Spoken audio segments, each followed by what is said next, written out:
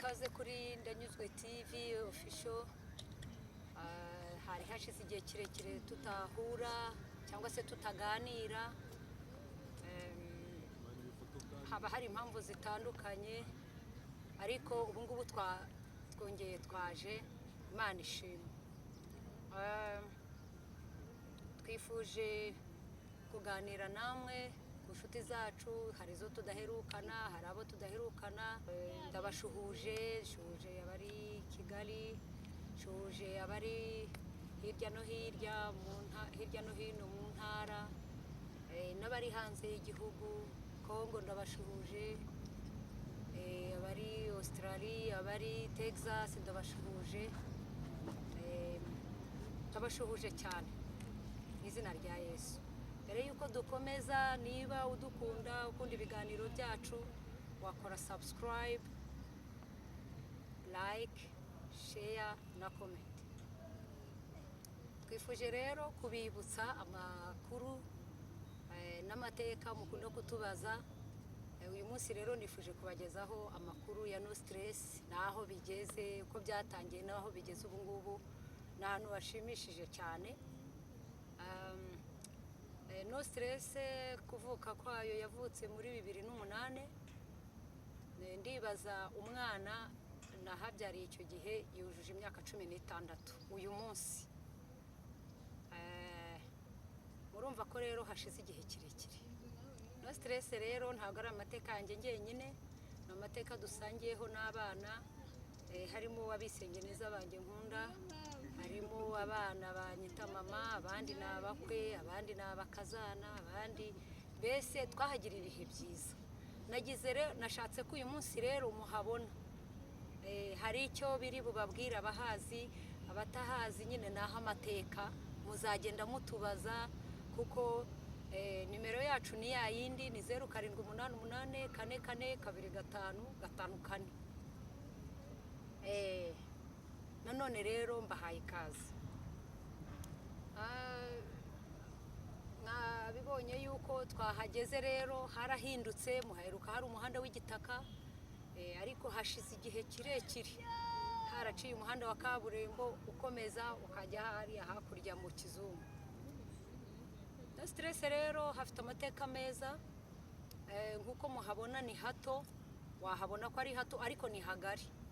Twahagiriye umugisha ukomeye, ariko n'ibibazo twatuye ku muhanda, twarahatuye hariya, twarahabaye hariya, mwabonye twarahabaye, tuhabana n'imiryango, tuhabana n'abashyitsi, tukahakirira abashyitsi, nta mushyitsi twashubije inyuma ngo nuko ari hato.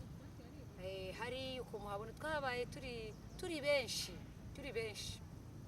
Niba uyu munsi ifite imbyaro 12, hakaba hariho 10, nahavuye ngiye kubyara umwana wa 10, nahavuye mpetse umwana ubwo wa 9. Ubwo twahabanaga n'abandi bana, tuzagenda tubumva cyane cyane. Muzashyireho comment, mujye mwibuka ibyo Imana yagiye dukorera, ngo kandi ntukibagirwe iminsi ya kera, kuko uhesha imbaraga zo gukomeza. Ubu rero kuri No Stress nazindutse, ndagenda ndisokoresha nk'uko mubibona. N'abo bana bansokozaga nabo bahagiriye umugisha, barimo babimbwira ko hari igihe nabo bazongera bakaduha ku biganiro bya mbese ni nk'amizi, ni ahantu h'urwibutso, hatwinjirije amafaranga, haratugaburiye, haratwambitse, twahakiriye inshuti, twahakiriye abavandimwe, twaharemeye imiryango yaragutse. Hari hataraboneka abuzukuru, ubu hari abuzukuru 6. Murabyumva yuko ni umugisha. Uyu munsi rero nifuje kubashimira, ndashimira abantu twahabanye, bambereye umugisha. Hari abana batoya bari batarakura, ariko bamaze gukura barashaka. Ubu ndavuga abakobwa barashaka, ubu nabo bafite abana. Nishimwe rikomeye. Ndabashuhuje aho muri hose, ntiriwe mvuga amazina yanyu. Ndabashuhuje, nimubishaka muzaza namwe tuganire, dusangize abantu ku byiza twagezeho. Iyi rero ni Kigali, Kigali ntabwo ari ugupfa kuhinjira ngo wumve ko wahita uhafatira ubuzima, ariko twebwe twahaje nta kintu dufite, ariko Imana yaduhaye umugisha. Nahageze mfite abana batatu, murumva yuko twarungutse nyuma yaho haje abandi, kandi ni ukuri usibye nabo nibyariye hagiye haza n'abandi bana. Hariya ahantu hababereye umugisha. Iyo urereye umwana ahantu akahakurira, akahagirira ubuzima bwiza, akagera igihe nawe ajya kubaka urwe rugo, ni umugisha. Ndabishimira Imana. Iyo ntabishimira Imana rero imbere yanyu n'abahabaye ngo babyumve byari kuzambabaza, ariko ubu mfite ishimwe rikomeye, ishimwe riremereye. Impamvu nabipanze uyu munsi nkaza ari uku nguku nambaye, nuko hari igihe mu minsi ishize twagize ikibazo, kandi iyo no stress yareze, iyo no stress yahetse abana, ni no stress nyine nkuko mwayibonye, nta stress ziba hariya ku muhanda. Twagiriye ikibazo gikomeye, ariko biba ngombwa yuko n'ubundi turahagaruka. Hariya mwabonye twarahabaye, byo ubwanjye narahabaye mpagirira ubuzima bwiza, ku buryo abantu bari bazaga se umuntu aba hano se haje kubaho ubucuruzi, ariko narahabaye kuko ni iwanjye. Abantu bagiye bashaka kuza kuhagura ntabwo byakunze, hari amakontra twasinye ngo bahagure ntibahaguzwe, kuko Imana yashakaga gukomeza kugira icyo ituremera, kuko Imana iyo iremye ikintu iranagikomeza. Ubwo rero tuhageze twahinduye style, twambara amapantaro tukajya twikorera na siporo. Tugize umugisha baza kuhaca n'umuhanda wa siporo, ubu tuhakorera siporo. Dufite ishimwe rero rikomeye cyane, kandi uyu munsi ngiye kuzuza amezi 3 serebuye yubire imyaka 50. Urumva hariya nahageze ndi muto, ariko nahagiriye umugisha. Mu by'ukuri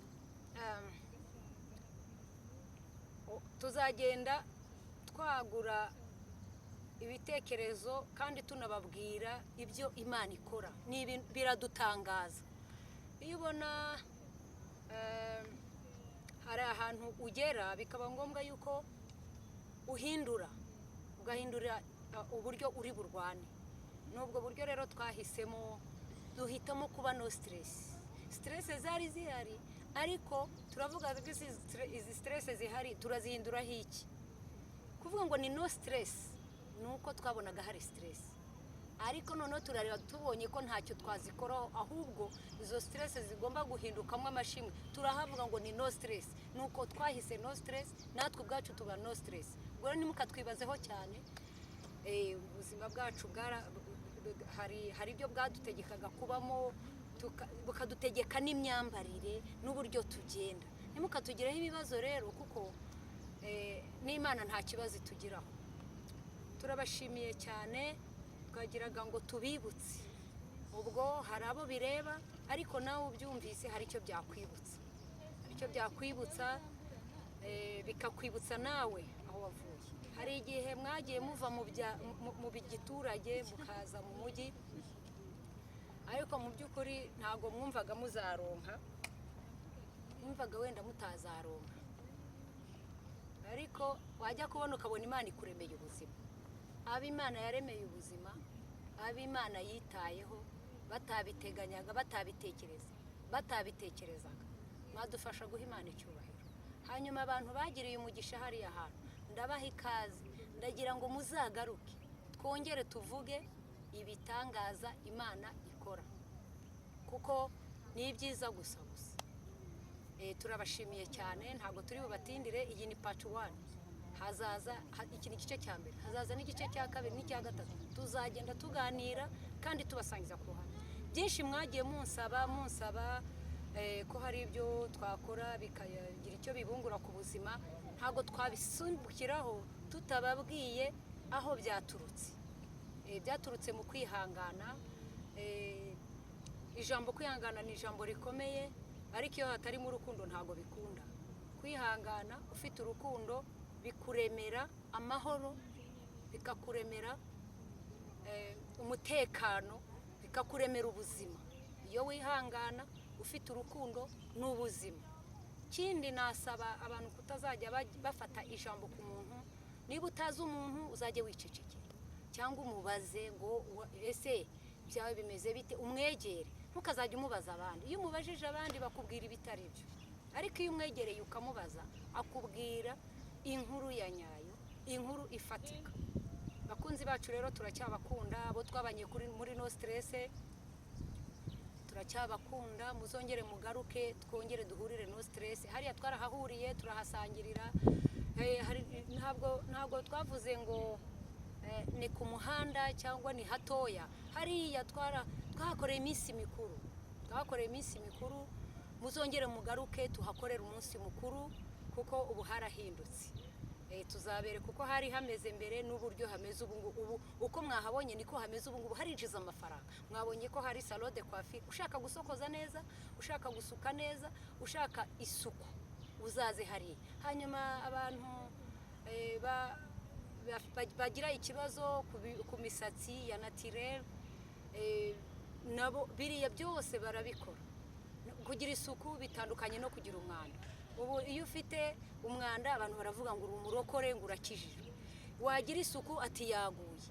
Ibyo byose rero ujye ubikora udacumuye ku Mana yawe cyangwa ku muremyi wawe, ahubwo ubikora ushima Imana. Ujye utinya icyaha n'igisa nacyo, kuko icyaha kiramunga. Kandi nta sabuni ibasha kumesa icyaha, ni ukukihana gusa.